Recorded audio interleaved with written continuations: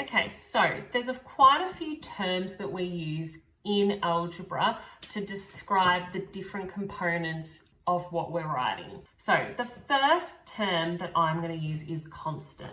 So if you ever see a number by itself without any letters or symbols next to it, it is called a constant. It is constant because you can't argue with +2. It's its own thing, it doesn't change, it's +2.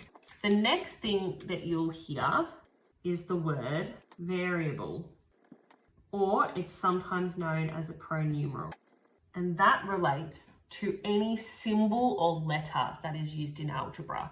It's called a variable because this could change depending on the scenario.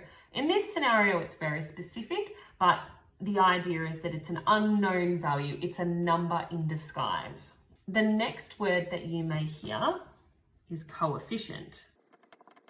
Now, a coefficient is a number that is combined with a variable or a pronumeral. So in this situation, 3 is our coefficient because it's combined with that x. They are together to make a term. And that is the next word you'll learn.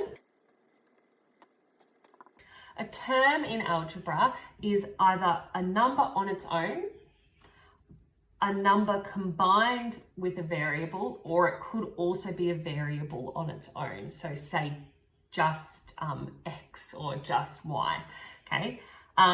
So a term is sort of a group of numbers and letters combined together. It's the whole thing. Now, the next term that you might hear is expression. So this component here is an expression.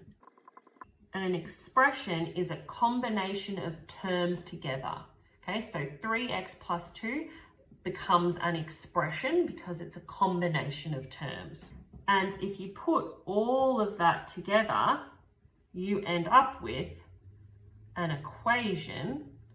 And the key thing about an equation is that it has an equal sign, as you can see here in the middle. So an equation is an expression with an equal sign and something on the other side of the equal sign.